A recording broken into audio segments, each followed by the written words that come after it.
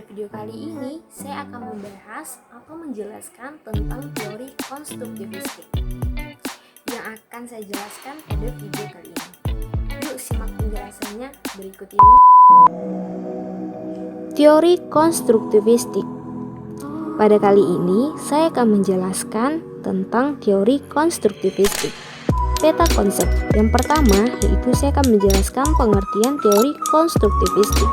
Dan yang kedua, saya akan menjelaskan tujuan teori konstruktivistik. Dan yang ketiga, saya akan menjelaskan proses pembelajaran teori konstruktivistik. Dan yang terakhir yang akan saya jelaskan yaitu teori konstruktivistik dalam pembelajaran. Yang pertama, apa itu yang dimaksud dengan teori konstruktivistik? Teori konstruktivistik merupakan metode pembelajaran yang lebih menekankan pada proses dan kebebasan dalam menggali pengetahuan serta upaya dalam mengkonstruksi pengalaman, atau dengan kata lain, teori ini memberikan keaktifan terhadap siswa untuk belajar menemukan sendiri kompetensinya, pengetahuan atau teknologi, dan hal lain yang diperlukan guna mengembangkan dirinya sendiri. Yang kedua yang akan saya jelaskan yaitu tujuan teori konstruktivistik. Yang pertama, adanya motivasi untuk siswa bahwa belajar adalah tanggung jawab siswa itu sendiri. Jadi di sini sebagai pengajar kita memotivasi siswa untuk belajar, bahwa belajar dapat membantu siswa untuk mengetahui hal yang tidak tahu menjadi tahu. Dan yang kedua, mengembangkan kemampuan siswa untuk mengajukan pertanyaan dan mencari sendiri pertanyaannya. Yang ketiga, membantu siswa untuk mengembangkan pengertian dan pemahaman suatu konsep secara lengkap. Di sini pengajar membantu siswa untuk mengembangkan dirinya dalam proses pembelajaran, seperti memberikan ilustrasi atau gambaran tentang materi yang akan dibawakan. Dan yang berikut, mengembangkan kemampuan siswa untuk menjadi pemikir yang mandiri. Di sini pengajar membantu siswa untuk mengembangkan pola pikirnya sendiri tanpa mengambil pola pemikir temannya, seperti membantu dia dengan secara kritis untuk memberikan penjelasan atau pertanyaan terhadap materi yang sudah diberikan. Dan yang terakhir, lebih menekankan pada proses belajar. Di sini tujuan teori konstruktivistik memang menekankan pada proses belajar daripada hasil belajar. Karena di sini teori konstruktivistik ingin melihat bagaimana proses pembelajaran siswa, apakah siswa itu sudah mengerti atau memahami materi yang sudah diberikan.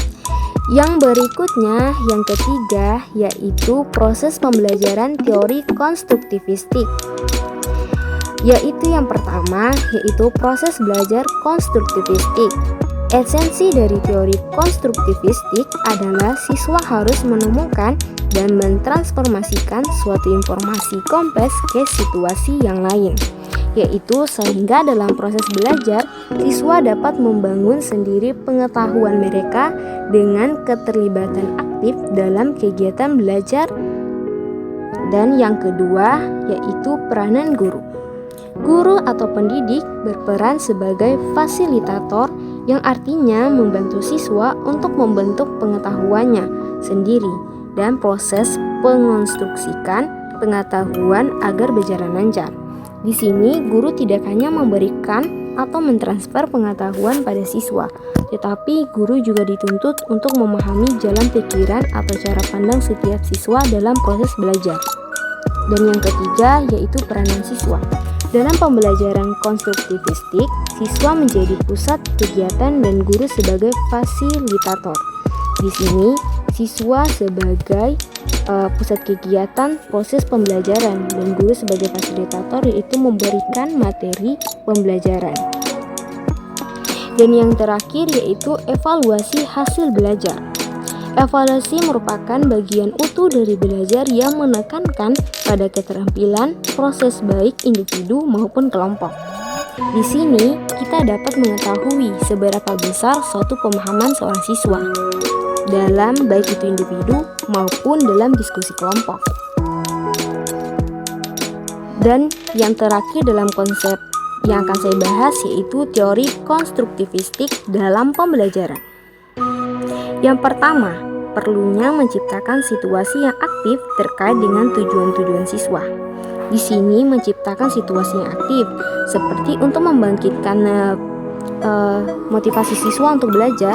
Di sini guru berperan untuk memberikan materi yang mudah dipahami oleh siswa tersebut, seperti menyediakan bahan ajar yang menarik berupa gambar-gambar. Dan yang berikut, yang kedua, yaitu membangkitkan kebutuhan siswa untuk berkomunikasi dan keinginan untuk berkolaborasi. Di sini, sebagai seorang pengajar, kita harus mendorong dan memotivasi siswa untuk berkomunikasi. Contohnya, seorang pengajar saat memberikan dalam proses pembelajaran atau saat memberikan materi, di situ diberikan tugas yaitu dengan diskusi kelompok atau dengan diskusi terbuka. Di situ membantu siswa untuk berkeinginan untuk berkolaborasi dengan teman-teman yang lain. Dan yang terakhir yaitu memajukan interaksi sosial yang berpusat pada aktivitas akademik. Mungkin itu saja yang bisa dapat saya sampaikan. Sekian dan terima kasih.